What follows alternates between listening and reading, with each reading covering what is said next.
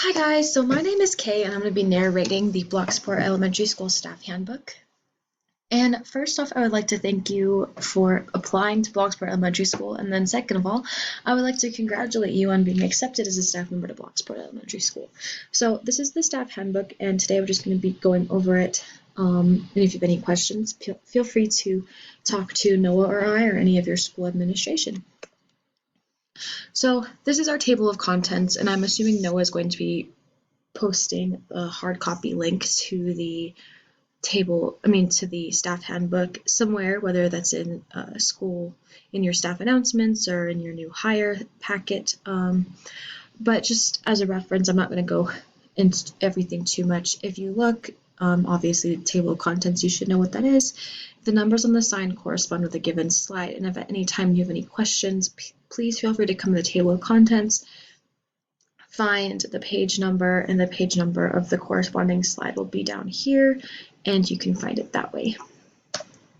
So first we're going to talk about admin abuse. So with admin abuse, there comes some forbidden commands, and these commands are not to be executed under any circumstance, and if you execute them, you will have a consequence, and we'll get into more about what consequence that is later.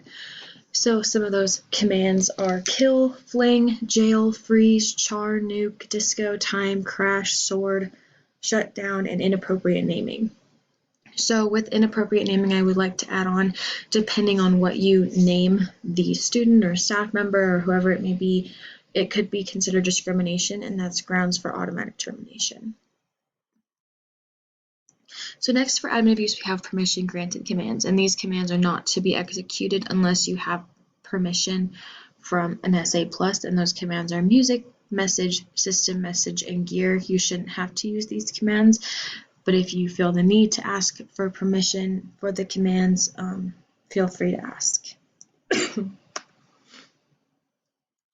Next, we have rank-only commands. So with rank-only commands, these are ban and kick are for SA+ and timeout monitor, and SLOC is for SA+. So obviously, rank-only commands are only for the ranks that we have listed. So now I'm going to actually go more in depth onto this slide, and so if you have any questions at any point, you can always pause the video and ask Noah. We're going to get into the topic of professionalism, which is a big one with our secondary education programs. So BES actually has 2 secondary education programs for kids who struggle, and the first one is special education. So if you don't know what special education is, it's a program that's designed to help students who have a harder time learning, and they could have issues such as learning disabilities, autism, extreme cases of anxiety. I'd even say some students do have extreme cases of depression, and they have had other series of events leading up to trouble in normal classroom settings. So we just integrate them into this. They have to apply for this program, and you can even, I believe, recommend a student for special education if you feel like it's needed. But they mostly apply, and the SEGAP director will determine if they're fit or not. So when a student acts up in special education, you need to understand the problem, and in order to understand the problem, you have to ask questions, and this is a vital step in understanding what's going on with the student. So one of the biggest questions is, are they going through something in the real world? Like, are their parents going through a divorce? Did they lose a friend because they got into an argument? Maybe their sports team lost in the championship, something along those lines. And it could even be just something as simple as, is this an effect to their disability? With some kids who have depression, they tend to be more introverted and closed off. And so if they're being extremely closed off that day, think to yourself, okay, I know this student has some forms of depression. I know they are sometimes closed off, but why are they doing that? And that circles back to, are they going through something in the real world? So I also just want to add that students in special education should not be sent to timeout. They need to be spoken to first because they have a disability of some sort. Sometimes it makes it hard for them to be respectful and to follow directions. And so if you just sit down and you tell them, hey, like, what you're doing is not okay, please listen, a lot of the times they will listen. And some of these kids are some of the nicest students you will ever meet. And if you get on their good side, you will be able, I don't want to say to control them, but you will be able to have a handle on situations more. So I'm going to jump over to the box with the red font because this is a very big thing that if you take anything away from this slide, it should be this. So we have 4 rules of how you need to be with SE. So the first one is patient. You need to be patient with these kids. They have a harder time learning, and some of them really do struggle in a lot of subjects. So you need to have patience with them, and you need to sit there and you need to really hold their hand and walk them through it. The second one is open-mindedness. So with open-mindedness, you have there are some students who are more hands-on and there are some students who are very hands-off. So with a hands-on student, take something that they like. So let's say I'm teaching Noah math and I know Noah loves Mickey Mouse. So let's say Noah already has 2 Mickey Mouse stickers, but he wants 2 more Mickey Mouse stickers to have 4 Mickey Mouse stickers. Use something that they can relate to and understand to teach them a math problem. So Noah has 2 Mickey Mouse stickers and I have 2 Mickey Mouse stickers. I give Noah my 2 Mickey Mouse stickers. How many Mickey Mouse stickers does Noah have left? Noah has 4 Mickey Mouse stickers. There you go. Next, you have to be understanding. A lot of these kids, they have off days, and it could, like I said, it could be over the littlest thing. It happens. We've all been there. And so just be understanding. Try to put yourself in their shoes, because there are times where they put themselves in your shoes, and I feel like they deserve the same respect. So the last one is be prepared for anything. Some of these kids, their mood changes so quickly. I remember I had a kid once when I was studying special education who didn't like English, and since they didn't like English, they would act up all the time. But they loved history, and whenever I would teach history to the student, they would just calm down. So start thinking of ways that you can make English fun for that student. Maybe it's you play a game with them so you can learn your adjectives, or maybe it's something just as simple as figuring out what's going on in their life and tying it to English. So nobody should ever yell, curse, or make fun of an SE student. None of those are acceptable and will be grounds for consequence, and making fun of a disability is considered discrimination and will result in automatic termination. So our next one is our PBI program. It's our secondary education program. So PBI stands for Positive Behavior Intervention, and this is a class for students who are less disciplined than other students. These students have a hard time grasping what is right and what is wrong. It doesn't mean they're bad students, but they need to learn what's right and what's wrong. So these students should never, ever be yelled at, because it could reverse what we've done to help them get to the point that they're at. So there's 3 tiers of PBI, and I'm going to go through each one of them. So the first tier of PBI is what we call incentive education. So students are given 1 lesson a day in place of a normal class. Their lesson is on behavior. And now we integrate the incentive education. So if a student does as they're told, they're given a reward. So I'm going to take that student who didn't like English. If he didn't like English, I would sit there and be like, okay, if you can sit through English today, you can get a teddy bear. But if you don't sit through English, you're not going to get a teddy bear. And that's your incentive education. If they sit through the English class and they don't put up a fight with you about doing English, they get that teddy bear. But if they don't listen and they act up, they don't get the teddy bear. That's what an incentive is. An incentive is a reward for a student who does good. If they don't listen, why would you reward them? Because that's going to condone that behavior, and they're going to think it's okay, and they're going to think that no matter what, you're going to give them the teddy bear. Don't do that. So the next one is our Tier 2 PBI. Tier 2 PBI is a teaching style based on social skills. So students are given 1 lesson a day in behavior, and on top of that, they're given 1 lesson a day in social skills. Both of these are in place of a normal class, and they are automatically enrolled into a social skills club run by the Dean of Discipline.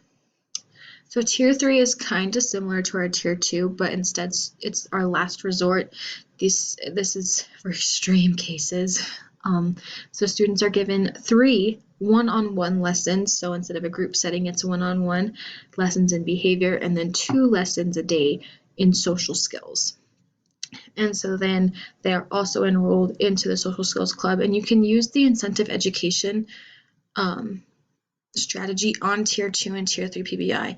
You can, like, it's not tier 1 specific, it's PBI specific. Like, it will probably help them. Like, and for the social skills club, if they ask, they will be told how to interact with other students, like knowing what they should say and what they shouldn't say. And the biggest way for them to know that stuff is by talking to you guys. So if they say something that they probably shouldn't have said, you tell them, but don't say like, hey, you shouldn't have said that. And like, hey, you said it this way, but maybe next time try saying it this way, you know? All right, so next up for professionalism, we have handling our coworkers. So when a staff member is hired, we do try our best to make them feel like a member of our family. If you've worked at any other BSD schools, you know that's been a goal of ours for a while. We treat each other like family, or at least we try to. So when you speak with a fellow coworker, you are expected to be 100% respectful. I don't care the situation. A lot of people don't care the situation. You are expected to be 100% respectful. If you disagree with a coworker, don't talk about them behind their backs. I guarantee you they'll find out, and it's just going to cause a lot of drama, so don't do it. You can talk to them about their thoughts and maybe give your own input, but do it in a respectful way. So a good coworker would never, ever, ever steal from anyone, whether this would be attention, ideas, physical positions in their class time, so don't do that either. If you see a coworker treating other staff members unprofessionally, you are required to report them, because if we find out that you knew about disrespectful behavior between staff members, you and the staff members involved will be automatically terminated for unprofessional behavior, no questions asked. And then number 5 is just a big one that we all should know, is just treat others the way you want to be treated. If you're going to be disrespectful, I'm going to be disrespectful back to you. You can ask a lot of people that I've worked with. If you are disrespectful, I'm disrespectful. If you are mean, I am mean. But if you are nice, I am nice. If you are respectful, I am respectful. It goes 2 ways. All right, so the next one is discrimination, and this is a big topic, but it's so simple that people tend to skip over it. So discrimination, if you just don't know what it is, it's treating people differently based on different things. And some of those things include, but are not limited to what's on this slide, which is race, gender, social status, wealth status, sexual orientation, age, education level, group rank, and this is silly, but it happens, their name. So discrimination is not tolerated whatsoever here at BES, so keep that in mind when you're talking to a student and you feel like discriminating. Don't do it. It's not nice. So next on professionalism is how to talk to your high ranks. So when you speak, again, with the coworker, you are expected to be respectful. If you disagree with the HR's call, don't talk about them behind their backs. You can go and talk to them. They love receiving the feedback. And if you feel like you're not getting anywhere, you can always bring it up to Noah and we can help you guys figure it out. Again, don't steal. And then keep in mind that all demotions may be temporary. Throwing a fit will only make them last longer or even result in further action, which would be termination. Sometimes they move kids around or staff members around in order to see where they would fit best. So please keep that in mind as you move up. So now we're going to get into some student-teacher interaction, and this should be common sense, but obviously we have to include it because some people don't get it. So this is obviously referring to the way teachers speak to students. We can't really do anything about how students speak to teachers except for do the consequences for them, which we'll get into later.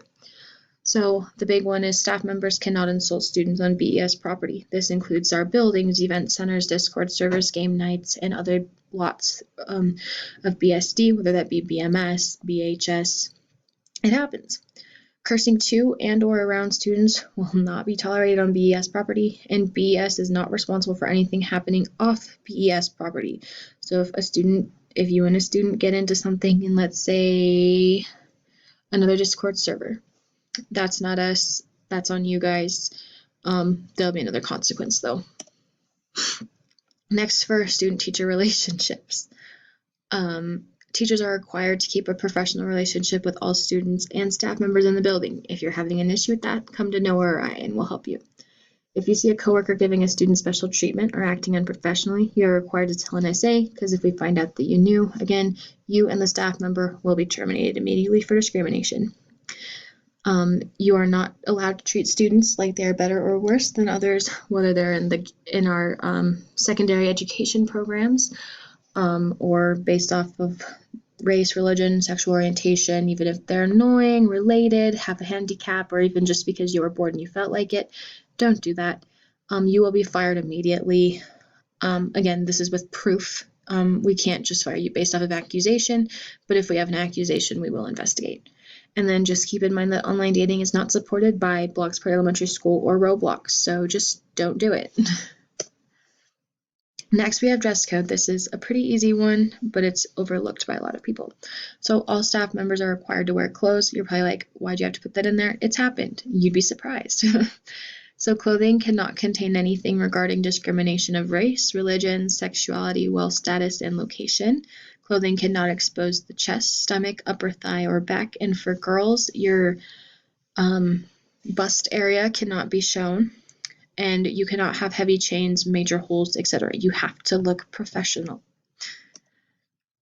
So there are some things that are occasionally permitted. So this would be like for Halloween or for certain, like probably Spirit Week and just different things. Noah will tell you when they're occasionally permitted, but like costumes, excessive accessories, and gears are occasionally permitted. And remember, gearing is one of those admin commands. So make sure you know which one and when you can use it. Yeah. So preferred choice of clothing. So there are some clothing choices that we're listing here to help you guys. So business casual, so like a snazzy shirt or khakis. We have our staff shirt and staff pants, which is considered Bloxtastic gear. And we always have our formal attires, which is a suit and tie and fancy dress. And if you guys need help finding any clothes that you think would suit your fancy, please come to Noah and I, and we can help you out. He has, of course, a lot of guy stuff in his inventory, and I have a lot of girl stuff in my inventory. And if you're having trouble affording things, let us know and we'll be more than happy to help you out. And if you have questions, like if you show up and you're not sure something would be considered dress code, just ask us. We're not going to get mad if you ask. I'd rather you ask and me tell you no, because that's the worst answer, is me saying no change. So just make sure you ask if you have any questions. So now we have our point system, and this is basically what is going to set the grounds for your employment here at BES. So the point system is how the HRs track to see where you are and how you're doing here. So having more points can result in promotions or a small payout. It's basically which one is available. Having less points can result in a termination watch, demotion, or even termination. And points are reset and calculated bi-weekly. If you don't know what that means, it's every 2 weeks, by the staff coordinator. And make sure you know who your staff coordinator is. So we're going to get into earning points. So earning points is how you climb the ladder at BES for promotions or payouts. So to earn points, I'm going to go over some of these. I'm not going to go over all of these. But if you show up on time, you get 3 points. And if you stay all day, you get the 3 points plus the 2 points. You get 5 points. Your easiest 5 points. And then for meetings and trainings, it's the same thing. If you are present, you get 3 points. If you stay for the entire meeting and or training, you get 2 points. So it's another 5 points. Make sure you read these, because obviously this impacts, like if you submit a lesson plan late, it's 1 point. These ones right here, all these 2-pointers, guys, some of the easiest things. If you sub a class, you get 2 points. You sub timeout, you get 2 points. You sub the main office, 2 points. Conduct hall sweeps and doing as instructed, you get 2 points. Assisting in events, 2 points. You literally could just stand there and give someone a cookie. It's not hard, guys. Easiest 2 points. Losing points. So losing points is when you break a rule. So I'm actually going to go through all of these so you guys listen. So an absence unexcused is 3 points lost. A late unexcused is -2. No lesson plan submitted at all is -1. Missed meeting or training unexcused, -3. A dress code violation is -2. An attitude problem, -3. If you have questions on what an attitude problem is, you can come and ask me. I've been told I have one. Student-teacher violation is -2. Coworker violation is -2. Refusing to cooperate, is -2. And discrimination is -100 points, which just means you're fired. So have fun with that one. So I'm not going to get into this table too much because obviously I don't know who you are and I don't know what position you are, but just refer to this. So this is for reforms. So reforms are given twice a month based off staff performance and overall activity. So how to avoid being reformed, be active, keep in touch with your higher ranks, and finish your tasks. Very, very simple. So obviously, depending on your rank, if you have this amount of points and up, you're safe. Between these amount of points, you get a strike. And below, if you have this number or below that amount of points, you get terminated. So stay in the green. All right, next, warnings. This is discipline. So a warning is our first stepping stone into solving a behavioral issue in the classroom. It sometimes will work, it sometimes won't. It depends on the student. So all students are given 3 warnings for each offense. Students are not to be sent to timeout until 3 warnings are passed out during the class period, and warnings are reset after each class period. So now for sending to timeout. So timeout is our second level of disciplinary action. So when you send a student to timeout, you need to make sure they've been given 3 warnings. You need to PM the timeout monitor why you're sending them. If there is no timeout monitor, make sure you PM your school administration to figure out who it is, and then PM them why you're teleporting the student. And make sure you put the student's username too.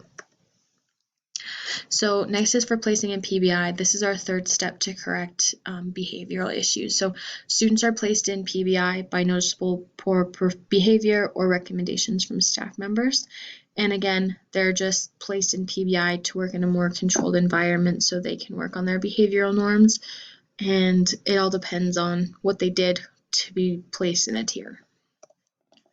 So now banning. So banning is our third level of disciplinary action. So students who are caught exploiting will be banned immediately. They don't get warnings. If they're sent to timeout 3 times upon the 4th entry, so if they go to timeout for periods 1, 2, and 3, if they go in period 4, they'll just be banned. And students who fight or glitch through walls to escape stuff, they'll just be warned 1 time and then they're banned. It's no questions asked after that. So now for suspension. Suspension is the 4th level of disciplinary action if PBI is not a fit. So students in the SC gifted PBI program should not be suspended without approval from the SCGAP director and the principal. And then students in C classes can be suspended by a member of administration only if he or she has been banned for 3 times in a month for their disciplinary violations. Now for expulsion, this one most of you don't need to listen to, but just in case, if a student needs to be expelled, only NOAA or the principal can expel them. No expulsion is final. They can be ended at any times by the principal's discretion. And expulsions made over a month before the semester's end will only last until the final day of exams. If they're expelled during the final month, it will carry over into the next semester. So if you have any questions regarding discipline, make sure you ask, because you are in charge of disciplining the students. So next we have our absence stuff. So sending an excuse. You need to send excuses. So all excuses must be placed in the inactivity notices channel in Discord. PMs, DMs, or telling an AHR in game will not be counted as an excuse absence. I would say that if you have something going on in the real world that you don't want your coworkers knowing, DM us about it and we can take care of it. But definitely just put like an excuse in the inactivity notices channel. You don't have to go in depth. You can just brush the surface and say a personal issue and then go and talk to your school administrator, AP, Noah, or I, and tell us more in depth what's going on. And again, you need to put the date of when you're gonna miss and why you're going to be late or miss. So going AFK, this happens a lot. This happens around dinner time. It happens. So you can't go AFK in public areas. If you have to go AFK, use the staff lounge, and you are granted 1 AFK per day. It shouldn't last any longer than 20 minutes, so you shouldn't go idle. So when you get the notification, like I'm pretty sure I have it. Yep. Being idle for 20 minutes, you shouldn't get that message. And if you do, you just reconnect, but you're most likely going to get striked for it. Just letting you know. So working in other groups. So staff members are not allowed to work for other schools, but the rank student, sponsor, developer ranks are acceptable. Daycares don't count as school groups unless you are now missing BES for that daycare. And staff members cannot work for other groups and they cannot use them. Well, okay, let me rephrase. Staff members can work for other groups, so you could go work for Tsunami Sushi or something like that, but you cannot use them as an excuse to miss BES. And if you do, and if we catch you, you're going to be fired. So attending other schools. So staff members should not be in any other Roblox games during BS hours. I do not care if you share an account with a cousin or with your brother or with your sister. You should not be in another game. So if you share an account, I would suggest not. Staff members need to be 100% respectful to other schools, no matter the situation, whether you are going to help them or they're coming to help you. Just be respectful. And trolling or raiding other schools will not be tolerated by BES and you will be terminated. So consequences of admin abuse. So for forbidden commands and rank only commands, your first offense is a strike, your second offense is a strike and then you lose points, and your third offense is termination. And then for permission granted commands, your first time it's a warning, your second time it's a strike, and your third time is termination. So consequences of unprofessionalism. Intentional admin abuse will just result in termination. I don't know. Poor grammar. First time is a warning, second time is a strike, and third time is termination. And just use grammar. And with grammar, you have to use it in the general chat of BES. So if there's a chat with a student, you have to use it. But in staff chat, you don't have to use it. Aggressive and/or sexual acts on school property will result in automatic termination. Have fun with that one. So this one, pretty self-explanatory. If you abuse a student, if you discriminate a student, if you have sexual relations with a student, or if you have destructive behavior, you are just terminated. I do not play those games, and I know Noah doesn't either. So dress code. Your first offense is a warning, your second and third time are strikes, and your fourth offense is termination. You should never, ever, ever get a strike for dress code. Always ask. If you guys ask, I promise you the worst thing that will happen is we say no. You can ask. I promise it's okay. And if, like I said, if you need help finding stuff, just reach out to Noah and I, and we can help you. So now for consequences of improper discipline. So if you send the student to ISS early, the first 2 times you get warned, like, hey, you sent them a little early, just remember your third and fourth time are strikes and your fifth offense is termination. Now, if you ban a student early, the first offense is a warning, the second and third offenses are strikes, and the fourth offense is termination. So now for our absence policy. So if you arrive late and it's unexcused, you get a warning for the first time. The second and third time it's a strike, and the fourth time it's termination. And if you have an unexcused absence, the first and second time it's a strike, and the third time you're fired.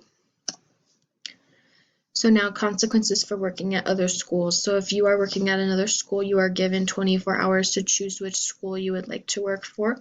Obviously, if you choose the other school, you will be terminated from BES.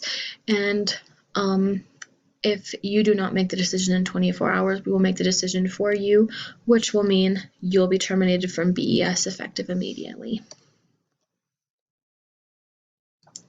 So that is the end of the staff handbook, and we just have a few shout outs that we would like to give. So we would first like to give a big thank you to Dan's Endgame. He's the superintendent of the BSD.